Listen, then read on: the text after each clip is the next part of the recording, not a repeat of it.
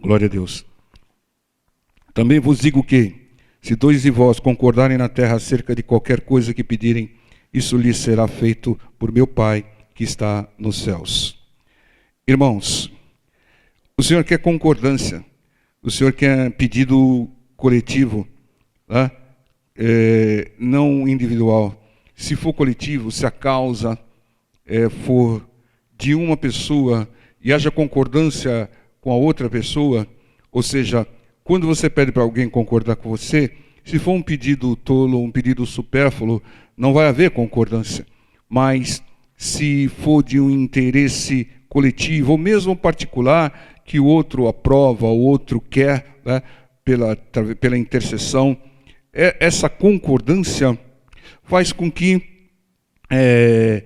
o pedido chegue de uma maneira diferente. Por isso que o Senhor diz, também vos digo que se dois de vós concordarem na terra acerca de qualquer coisa que pedirem, isso lhes será feito por meu Pai que está nos céus. Então, o Senhor Jesus está dizendo, o Pai, Deus Pai vai fazer, se nós concordarmos acerca de qualquer coisa que pedirem, né, que seja promessa do Senhor, é claro, que não seja um pedido tolo, né? Não vai pedir para Deus castigar ninguém, não vai pedir para... Você vai pedir aquilo que Deus prometeu sobre a sua vida e concordar com alguém. É por isso que a oração dentro da casa do Senhor é importante, né? Vocês viram o caso do Pedro, o Pedro estava preso e a igreja em concordância fazia contínua oração por ele a Deus, né? E aí o Pedro foi liberto. E houve uma demonstração que eles não criam na oração, porque quando Pedro chegou, eles não acreditavam, né? Estão orando para quê? Para o Pedro ser liberto. Pedro foi liberto, ninguém... Então eles não estavam crendo, mas tinha alguém que cria. Quando há concordância, o que acontece? Muitas vezes um está com a fé desfalecida, mas o outro está com a fé fortalecida, né? E isso daí acelera, né, a bênção, isso move a Deus, porque alguém tem que entregar a fé, como a gente tem sempre ensinado aqui. Tem que entregar a fé, mesmo que seja uma fé do tamanho de um grão de mostarda. Amém, igreja? O versículo 20 diz, porque onde estiverem 2 ou 3 reunidos em meu nome, aí estou eu no meio deles. Então Deus está garantindo a presença quando tiverem 2 ou 3. Isso, o que significa isso? Várias coisas, vários propósitos. Primeiro, Deus está falando para você que não fique isolado, não fique isolado. Porque se você ficar isolado, você vai ser uma presa vulnerável na mão do inimigo. Não fique isolado, porque se você cair não vai ter ninguém para te levantar. Não fique isolado, porque aquele que se isola busca o seu próprio interesse e vai contra a sabedoria da palavra, é o que diz Provérbios 18:1. Vamos ver lá? Busca o seu próprio desejo, o seu próprio interesse, aquele que se separa. E ele insurge-se contra a verdadeira sabedoria. A verdadeira sabedoria é a sabedoria de Deus, da palavra de Deus. A pessoa vai contra a sabedoria de Deus se ele se separar, se ele se isolar. Deus, ele ama a união. Deus, ele ama tanto a união que ele, sendo Pai, havendo o Filho e Espírito Santo, os três são um só Deus. Tamanha é a união. Então, esteja reunido em torno do nome do Senhor. Não adianta você se reunir com quem não crê no Senhor, no ímpio crê em outra coisa qualquer. Então se reúna em torno do nome do Senhor. Todos que creem em Jesus Cristo, clamam a Jesus Cristo e confessa a palavra do Senhor e confessa que o Senhor é o único Salvador. Se reúna com essas pessoas, porque o Senhor vai estar no meio. A melhor coisa que tem é a presença de Deus, porque a presença de Deus nos garante vitória. A presença de Deus nos garante que quando surgirem os obstáculos, Ele vai remover, vai dar a direção para que nós removamos. Então, o importante é ter a presença de Deus, porque é o que faz a diferença. Não adianta muitas coisas, muitos rituais, muitas coisas, mas não ter a garantia da presença de Deus. E a garantia da presença de Deus é quando estivermos reunidos 2 ou 3, né, em torno do nome dele. O versículo 21 diz, então Pedro, aproximando-se, disse, Senhor, até quantas vezes pecará meu irmão contra mim e eu lhe perdoarei? Até 7? O Pedro fez essa pergunta porque ele tinha lá uma certa picuinha. Picuinha é bonito, né, irmãos? Com João, né? Se incomodava um pouco, porque o Pedro era agitado, mais dinâmico, mais precipitado, e o João era mais meloso, andava mais grudado no Senhor, inclinava a cabeça no ombro do Senhor, e às vezes eles, vamos dizer assim, tinham uma faísquinha, né? Então ele fez essa pergunta com esse propósito, né? Até quando eu vou ter que estar perdoando, né? Ainda sugeriu o número até 7. Né? Então, entenda, irmãos, tem pessoas que perguntam já querendo condicionar a resposta. Irmão, ela faz a pergunta e logo em seguida, é isso que eu tenho que fazer? Né? Ou seja, até 7, senhor. Então a gente tem que estar atento a esse tipo de coisa. Mas aqui trata de algo que é fundamental, que é o perdão, irmãos. O perdão é uma arma poderosa nossa, e a falta de perdão é uma arma destruidora de Satanás. E a gente tem que ter isso em mente, irmãos. Porque a falta de perdão, a mágoa, a rancor, ela faz com que bênçãos sejam retidas e travadas. A primeira bênção que vai ser retida e travada, sabe qual vai ser? O seu perdão. Porque a regra do Senhor é clara. Se você não perdoar, não recebe o perdão. E o perdão é uma manifestação de amor ao próximo. O perdão também é você ter o conhecimento da palavra e saber que a sua luta não é contra pessoas. A sua luta é contra espíritos malignos, espíritos enganadores, que manipulam a mente das pessoas. Entendeu? Então, quando você não perdoa alguém, você está falando, o meu problema é com ela. E o seu problema não é com ela. O seu problema é com o espírito que manipulou a mente dela. O seu problema é o espírito que está dominando a mente dela. Esse é o seu problema. Você tem que estar enxergando espiritualmente, irmãos. Quando vem alguém te ofende, faz uma atrapalhada, te prejudica, você olha para a pessoa, mas olha um pouquinho acima da cabeça dela, você vai ver lá, é claro que você, olhando com a visão espiritual, você vai ver lá um espírito lá buzinando lá no ouvido dela, agindo na vida dela. E a gente tem que ter esse discernimento, falar, não, essa pessoa, ela não precisa que eu retenha mágoa, rancor, raiva, ira sobre ela, mas ela precisa que eu ore por ela para que ela se liberte desse espírito maligno e pare de me prejudicar, e pare de errar, pare de pecar. Tá? Então é essa a nossa ação. Não adianta você, muitas vezes você quer atacar uma pessoa, tá, para resolver um problema. Não. Isso acontece muito com o vício de droga. Muitas vezes a pessoa ataca o viciado, fala que ele é sem vergonha, que ele roubou por isso, que aquilo. Não, irmão, você tem que atacar o espírito que prende essa pessoa no vício. E não atacar a pessoa não vai resolver o problema dela, e nem o seu. Mas, se você atacar o espírito que prende ela no vício, você resolve o problema dela e o seu também. Então, tem que ter isso em mente, irmãos. Tem que ter isso em mente. Então, nós temos que perdoar, e muito mais do que 7. Jesus disse aí, Jesus lhe disse, não te digo até 7, mas até 70 vezes 7. Né? 490 vezes, quer dizer, 490 vezes num dia, é perdão, né? É muito perdão, né? Isso significa, em outras maneiras, mesmo colocando um número aqui, é que não há limites para o perdão. Não há limites. Aliás, tem um limite. Né?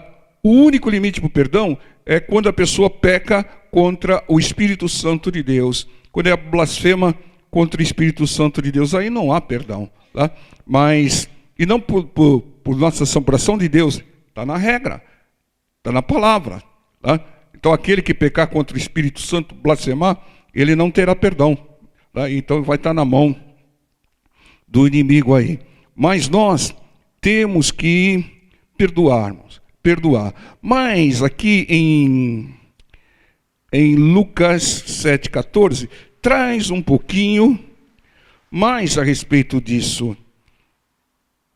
E aí algumas pessoas podem até meditar em cima disso daí, né, querendo justificar uma falta de perdão. Não. Lucas 17, 4, se não me falha a memória. E se pecar contra ti 7 vezes, no dia, e 7 vezes no dia vier ter contigo, dizendo, arrependo-me, perdoa-lhe. Arrependo-me, perdoa-lhe. Então, irmãos, o que está acontecendo aqui? Aqui estipula que se a pessoa vier pedir perdão, você tem que perdoar. Se a pessoa se arrepender, né, você tem que perdoar. Mas há muitos casos que a pessoa não se arrepende, irmãos. Né? E aí, o que você faz? Aí você fica com o Mateus capítulo, fala, qual é o interesse nessa situação? Guardar mágoa no meu coração? Qual o interesse nessa situação? Guardar raiva no meu coração? Não. Eu vou perdoar, tá? Em nome de Jesus. Agora, perdoar, irmãos, entendam, quero esclarecer, perdoar não significa que você vai continuar atrelado a essa pessoa. Vai manter uma aliança com ela. Então, perdoar é uma coisa. Por exemplo, a pessoa te prejudicou, né? Te roubou, uma coisa qualquer, situação qualquer. Você vai perdoá-la. Olha, está perdoada a dívida, está perdoada o que você me fez. Mas você manter a relação que você tinha antes com a pessoa, você tem que meditar. Você tem que analisar. Vale a pena? A pessoa está mudada? Né? Ela está arrependida? Então, aí o que acontece? Se não houver um arrependimento, para que você vai manter uma aliança, uma relação com essa pessoa? Para te prejudicar de novo? Então, a função do arrependimento é para que você reveja a situação. Por exemplo, na Bíblia Sagrada tem uma regra. E é claro que uma regra, às vezes, que gera uma certa polêmica. Se a pessoa é traída, né, a pessoa é casada, ela é traída ou alguém trai através do adultério, né, o que acontece? Há uma habilitação para separação. Né, mas há casos que pessoas perdoam e reatam com a pessoa que pecou, que adulterou. Né? Agora, você não é obrigado a reatar. Você tem que perdoar. Você tem que limpar o coração. Essa dívida você não precisa pagar mais para mim. Mas se eu vou continuar aliado a você, é uma outra coisa. Eu vou analisar, eu vou meditar, eu vou avaliar se houve mudança, eu vou avaliar se houve um arrependimento, e aí eu vou decidir se eu mantenho a relação ou não. Então, quando as pessoas falam, eu perdoo, mas eu não quero mais nada com ele, não está errado, irmãos. Não está errado. Perdoou, pagou a dívida e tal, mas agora eu acordei. Agora eu vou analisar. Agora eu vou ver se a pessoa, nesse momento, agora, é digna da minha confiança, da minha aliança. Entenda, irmãos? Porque se você perdoa e, por um outro lado, não há um arrependimento, e você continua aliado à pessoa, ela vai continuar prejudicando, ela vai continuar traindo, irmão. Ela não se arrependeu, não houve um arrependimento. Quando há um arrependimento, a pessoa muda de atitude, né? Ela converge a direção que ela estava seguindo. Então, é isso que a gente tem que analisar, irmãos. É isso que diz aqui Lucas 17. Ou seja, a pessoa tem que demonstrar, porque o perdão se libera, vai fazer bem para você, interesse seu, vai tirar o veneno do seu coração. Mas reatar uma sociedade, uma aliança, ou fazer de novo o que fazia antes com a pessoa, você vai analisar. Não, essa pessoa está mudada. Ela verdadeiramente se arrependeu. Ela mudou as atitudes. Aí você analisa. Vou continuar confiando, investindo e vai por aí afora. Mas se não houve um arrependimento, tá? Pode ocorrer da pessoa falhar de novo. Entenda, irmãos? Você vai continuar perdoando, mas vamos dizer assim, a confiança, a relação, você vai reavaliar. Porque senão fica muito como você vai perdoando, a pessoa continua errando, vai perdoando, a pessoa continua errando, vai perdoando, a pessoa continua errando. Você tem que perdoar, mas fala, olha, enquanto eu não ver arrependimento e mudança em você, não vou ter uma aliança, uma confiança total em você. Tem que ser claro, irmãos, com relação a isso. E é isso mais ou menos que fala Lucas 17, 4. Vier ter contigo, dizendo arrependo-me, perdoa. Você tem que perdoar. Agora, reatar, confiar de novo, você tem que ver, em primeiro lugar, se houve um verdadeiro arrependimento. E arrependimento é nunca mais fazer. Arrependimento é mudar a conduta, né? E aí você avalia, né, se vale a pena manter, vamos dizer assim, a confiança que você tinha antes com a pessoa. Então isso daqui é esclarecido, não conflita com Mateus 18, 22, não conflita com Lucas 17, 4, porque Lucas fala, revela que você tem que perdoar, mas só vai voltar a confiar e manter, vamos dizer assim, a relação que tinha antes se houver um verdadeiro arrependimento. Você analisa, você julga. Amém, povo de Deus? Isso daí é esclarecedor e isso daí é muito importante. Amém, irmãos? Agora é importante você perdoar e falar, olha, o que você fez está completamente errado à luz da palavra de Deus, né? O que você fez foi um pecado, e se o salário do pecado é a morte, se não se arrepender e continuar fora da palavra do Senhor, você vai ter problemas graves, inclusive não vou ter mais confiança em ti. Tá? Então, essas coisas precisam ser conversadas com sabedoria, dependendo do tipo de prejuízo e da relação e de intimidade que você tem com a pessoa. Amém, irmãos? Tem alguns lugares que, não, está perdoado, mas está demitido. Né? Claro, não dá para confiar mais em você. Você não demonstrou arrependimento nem nada, você está perdoado, mas está demitido. Tá? Eu não vou me colocar em risco novamente. Tá? Você perdoar é você limpar o coração, é você apagar a dívida. Não, você não me deve nada, está pagado, tá? Mas eu vou te avaliar de novo. E nessa nova avaliação eu vi que não dá para você continuar aqui. Tá? Mas se a pessoa demonstrar arrependimento, e sinceridade, orar, Deus, o Espírito Santo toca no seu coração, você fala, então, vai aí, outra oportunidade. Amém, povo de Deus?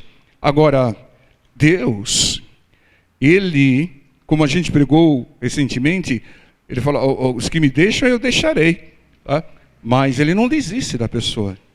Se a pessoa mudar, se arrepender e voltar, o Senhor recebe de braços abertos. Mas se não tiver um arrependimento, por isso que o Senhor, quando começou a pregar, João Batista, quando começou a pregar, os apóstolos, os discípulos do Senhor, quando começaram a pregar, a primeira palavra é arrependei-vos. Amém, povo de Deus? Vamos ficar em pé, vamos estar orando.